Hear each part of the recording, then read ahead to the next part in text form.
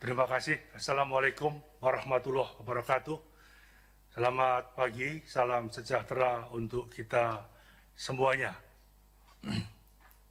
Teman-teman pers khususnya yang saya hormati, saya akan membagi dua sesi secara umum ingin saya sampaikan, kemudian nanti secara teknis dari Deputi SDM akan menyampaikan kepada teman-teman sekalian berbagai informasi ini.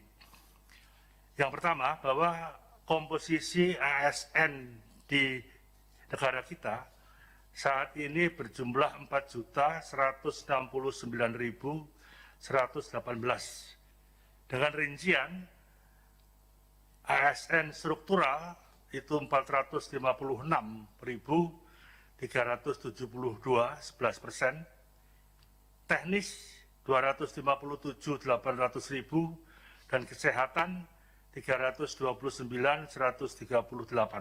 Ini mencapai 14%. Kemudian guru 1.418.266, dosen 75.738. Kemudian pelaksana atau petugas administrasi adalah 1.630.804.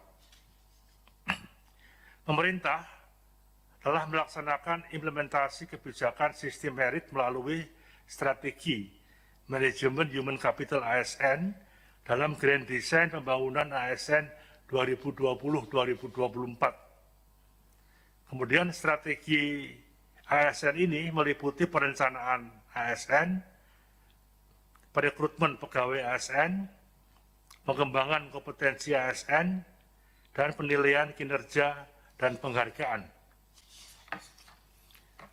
serta pengembangan karier ASN yang berbasis sistem merit, dan yang terakhir adalah peningkatan kesejahteraan ASN.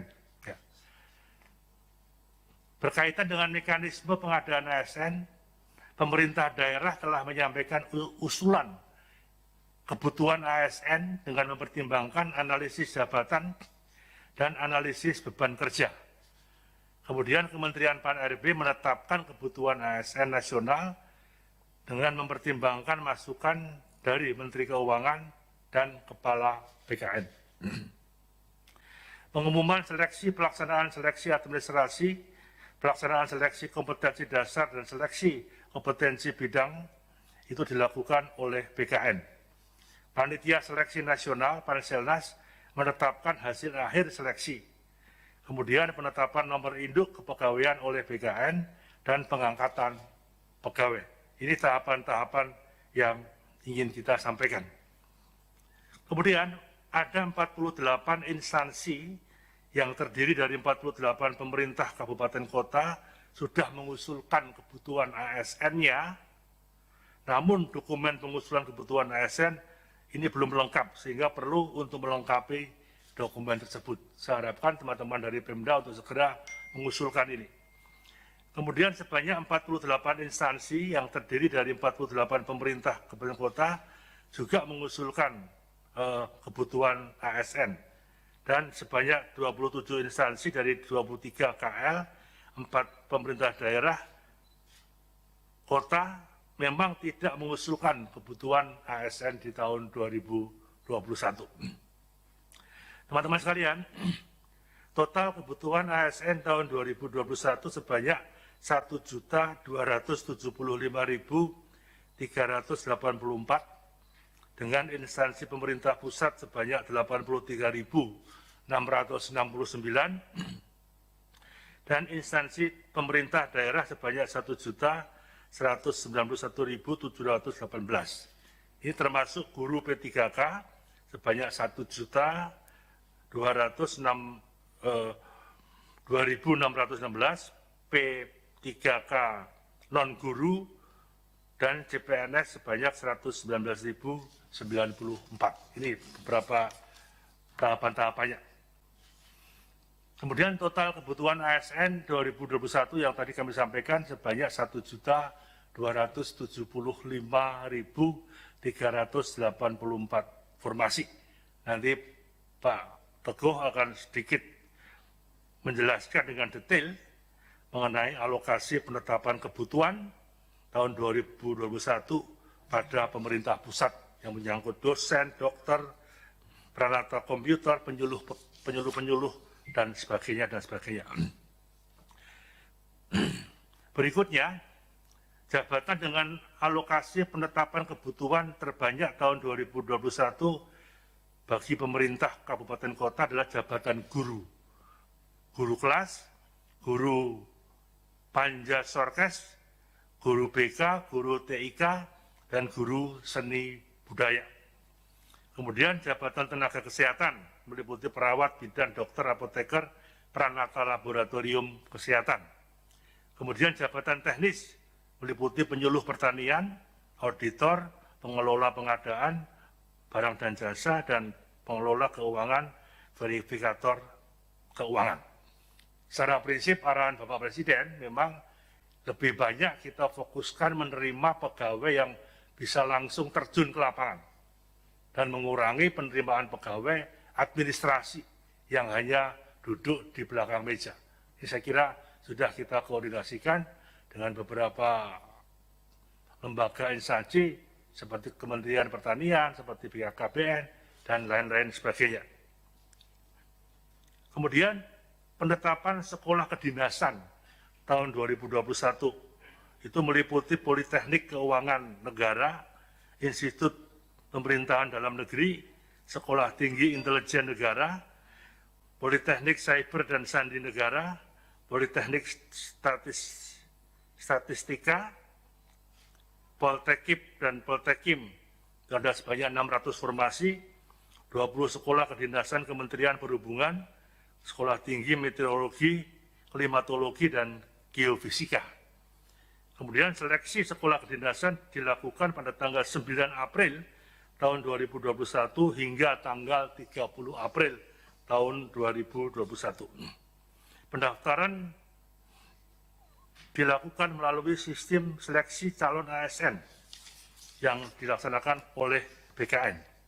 Dan pada tahun ini Kementerian PAN-RB bersama BKN masih belum menentukan lokasi seleksi nanti yang akan diadakan, tapi pada intinya seleksi dilakukan dengan menggunakan computer assisted test yang dikoordinasikan oleh BKN. Seleksi ini dilakukan di kantor pusat BKN, Kanrek, dan UPT BKN, dan lokasi mandiri yang diselenggarakan oleh sekolah kedinasan.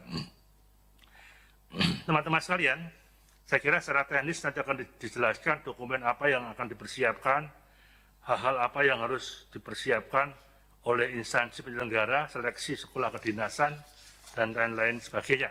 Termasuk rencana pengadaan guru P3K tahun 2021 memang kebutuhan pada 34 pemerintah provinsi sudah mencapai 128.656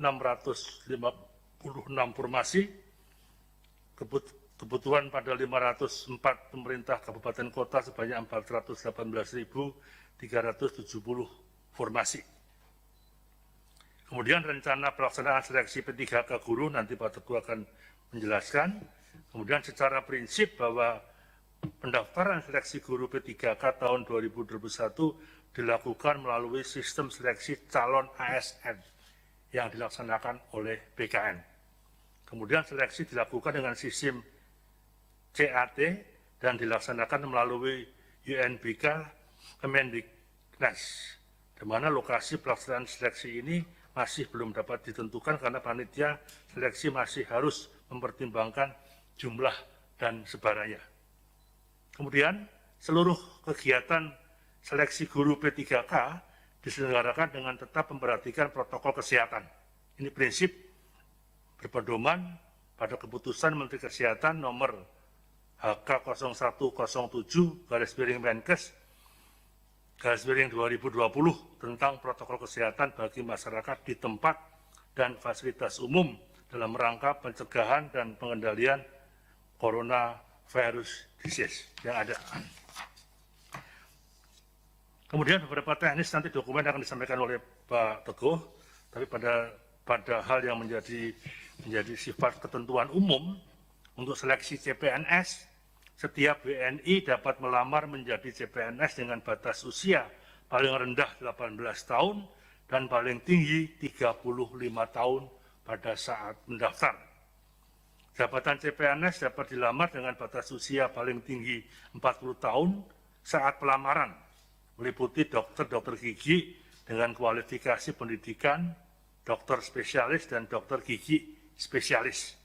Kemudian dokter pendidik klinis ini juga menjadi titik perhatian kita bersama.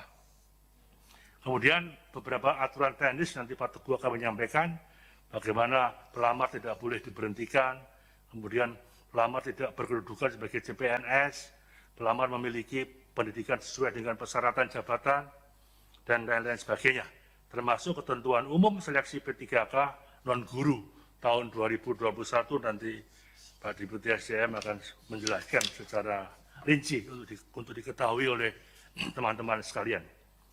Teman sekalian, saya kira jenis formasi khusus dalam pengadaan PNS dan P3K non-guru tahun 2021 pada pemerintah daerah adalah putra-putri lulusan terbaik, jumlah sesuai kebutuhan, penyandang disabilitas, jumlah minimal 2% dari formasi, dan diaspora jumlahnya sesuai dengan kebutuhan yang ada.